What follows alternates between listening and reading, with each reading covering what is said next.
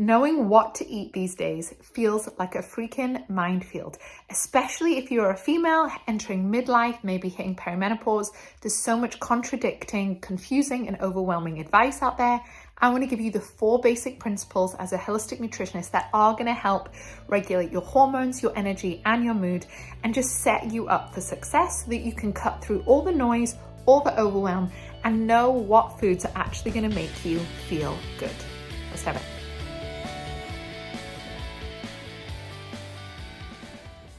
So when it comes to what to eat in midlife, in your 40s, or if you feel like you're facing perimenopause, whatever age that is, because remember that can start happening mid to late 30s, not just 40s. What has food got to do with it?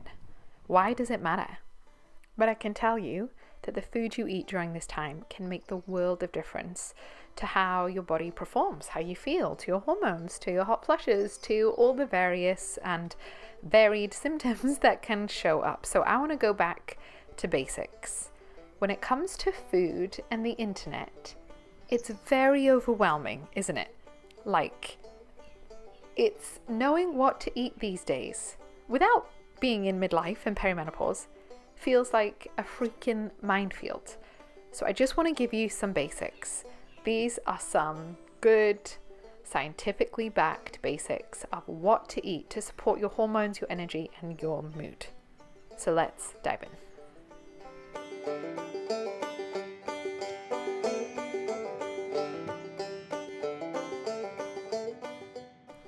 So before I dive into at least 4 of the key principles and basics that I want you to follow, I want to just go back a second and look at food in general and really think about why are we even talking about this, because food can feel really overwhelming and it can also just feel like another thing to your to-do list. So I wanted to reframe it for you and remind you that food is really powerful data input to your brain. And also you eat, hopefully, 3 meals a day, maybe a snack. So you're eating 3, 4, or 5 times a day. So there is an opportunity with your food choices to create really strategic data input based on the goals and how you want to feel. So said another way, you want to have more balance, improve your mood, more energy, less body fat gain, and you want your periods to be less heavy and all over the place. Okay, well, the food choices you make in those 3, 4, or 5 times a day can be the data input your brain needs, and not only the data input, the nourishment, the ingredients your body and brain and ovaries need in order for that to happen. So it's not just like try and eat healthy if you can. It's really about what are the biological processes you are driving and encouraging with your food choices. It's incredible potential.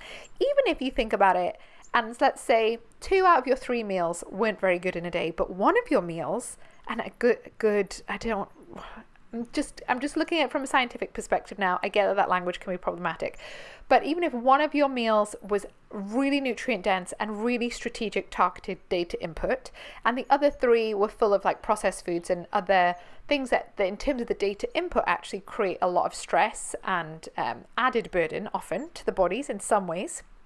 It's not quite as simplistic as that.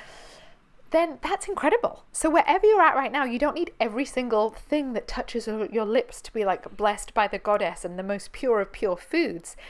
The goal of this video is that you can just get a bit more strategic and use the incredible opportunity that is food to help you balance your hormones, improve your mood, sort out your energy, and just feel like your best self. This isn't about like a puritanical approach where the healthiest you eat, the better person you are. No, this is about being really strategic with the opportunity that is in front of you every day. You're already eating. So let's make the way that you are eating helping you to get to how you want to feel, helping your body feel. And I'm going to share with you a couple of principles of what that looks like for me and what I do with my clients.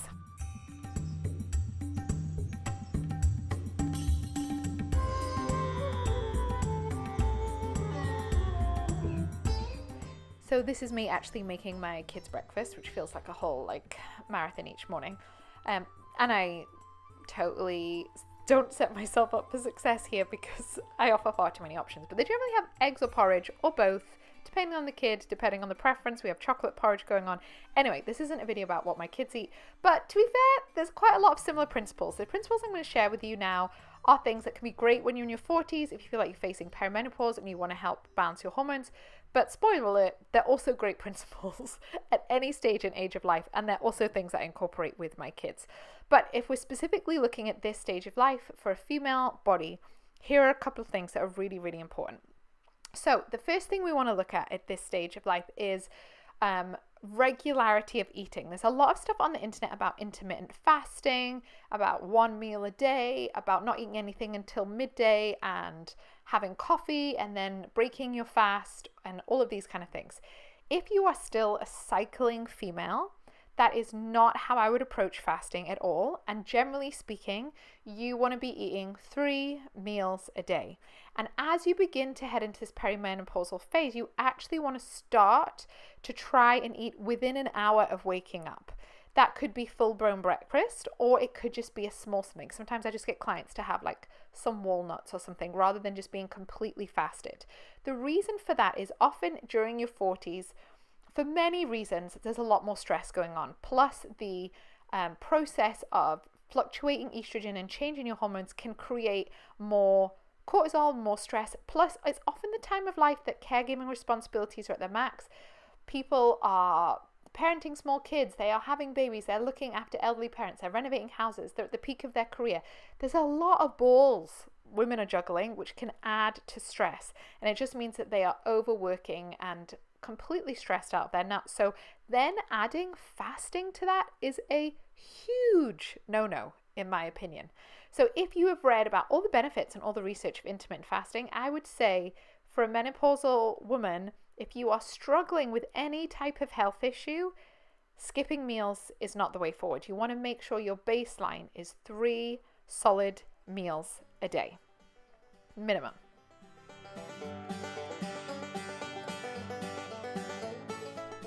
So let's talk now about what to eat. As a holistic nutritionist, I've worked with hundreds of people, so I care about this and have a lot to say, but I'm going to try and summarize it here into some key foundations.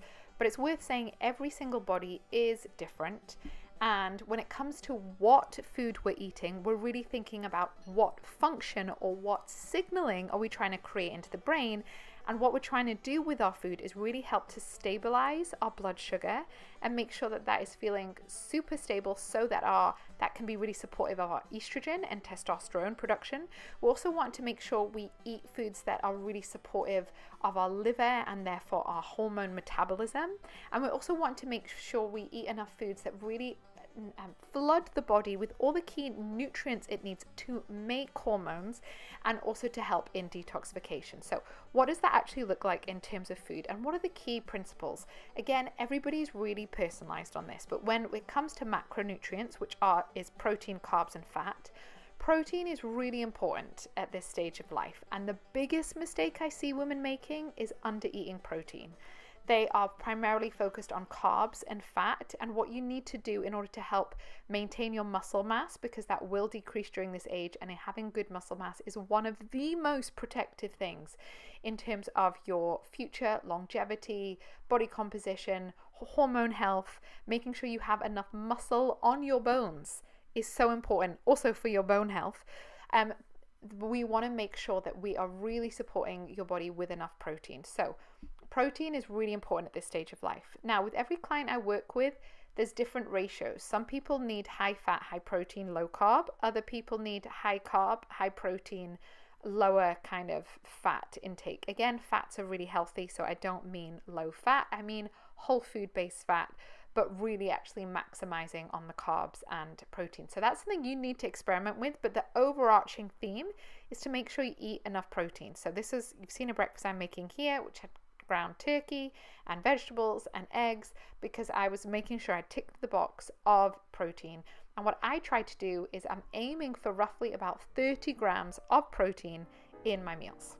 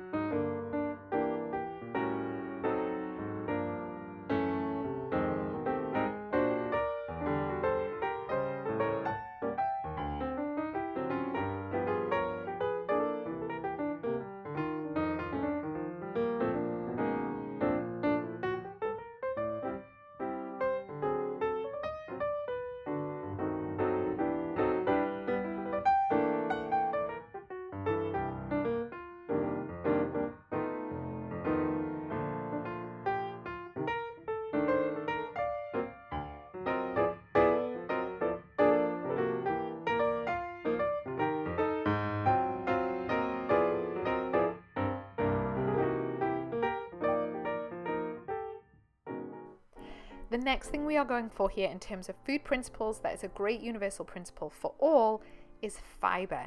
So fiber is really important for many things, but when it comes to midlife, when it comes to perimenopause, the reason I want you to focus on fiber is A, that it will really help support your blood sugar. And again, like I mentioned before, blood sugar can really help with your estrogen and testosterone levels, which is really important. Having balanced blood sugar can impact things like hot flushes, mood, anxiety, hangriness, body composition, weight gain, all of these kinds of things. But fiber is also equally as important as protein itself. So making sure you're getting enough fiber is super important. It's also really necessary for healthy gut microbiome, so meaning that diversity of bacteria, which has a huge impact on your immune system, on your mental health, on your hormones, everything else. So fiber plays a lot of roles, and again, a bit like protein, it's something people are often really missing a trick on. So really good sources of fiber are vegetables. You also get them in like lentils, pulses, in whole grains, things like oats and buckwheat and spelt flour and all of these kind of things. You're going to get it in fruit, in berries. You're going to get it from a lot of whole unprocessed foods. Where you're not going to get fiber is in lots of refined ultra processed foods. So when it comes to what to eat and you're thinking about building your meals, you want every meal to contain protein and every meal to contain fiber, right? And then how much carbs and fat you have alongside that is probably going to depend on you and your goals. But when you're thinking about your meals, when you're feeling overwhelmed, what should I have for lunch? What should I have for this? Protein, fiber, protein, fiber. Really, really important for how you feel, really important for hormone balance, for body composition, for you feeling amazing. It's essential at this stage of life to make sure you build your meals around this if you want to feel your best.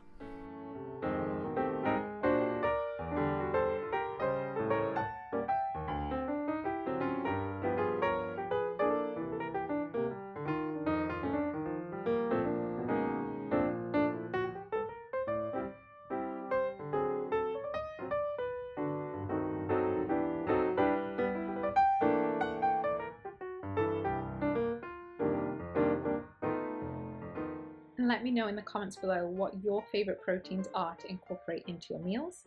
You're watching me here make a lunchtime salad where I am incorporating some leftover chicken, which is a very typical obvious protein, but the proteins I love are things like eggs and lentils and Greek yogurt, and I even love a little bit of tofu when I make it into like a chocolate mousse. That's like the best kind of protein to have. But let me know below, what are your favorite ones to incorporate into your meals?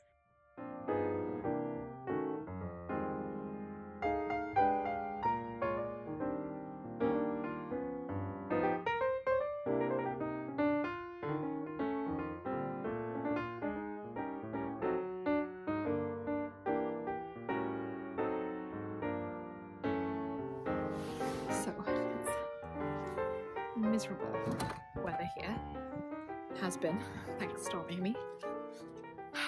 And our chickens do have shelter, but it's not the best shelter, and we've been waylaid in making our better shelter for them because of the rubbish weather, ironically. So, got a little snack of treat. Well, this is just burnt toast. I've got some mackerel, some broccoli sprouts, pak choy. These are just gonna be the best fed girls ever. Hey, just came to cheer you up a bit. I know it's a bit wet, isn't it? So let's do this. So we've covered a couple of the basics. Now I want to share with you a couple of specific foods that I often tell clients to eat more of on a daily basis. Number one is being seeds. So think ground linseeds, flax seeds, chia seeds, pumpkin seeds. You can Google something called seed cycling, which sometimes people find helpful. But for me personally, just adding in good amounts of ground linseeds every day can make such a difference to my hormonal health. So making sure you're eating a good 1 to 2 tablespoons of ground or mixed seeds each day can be so helpful. The next food that you want to focus on and adding in specifically is more brassica vegetables. So that's things like broccoli, cauliflower, cabbage, pak choy. And I love broccoli sprouts for helping with clients with heavy periods or with suspected estrogen dominance, or where we're really looking at the metabolism of their hormones.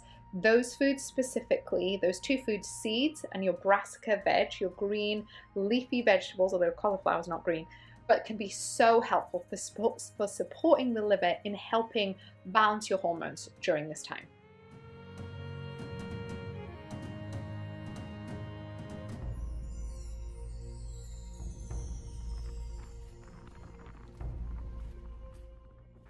So there can be a lot of conflicting advice on the internet, but these are the basic foundations that I think are suitable for most females in their 40s in terms of balancing their mood, helping their hormones, and just feeling their best at this season of life. So I hope it helps, and I'll speak to you next week.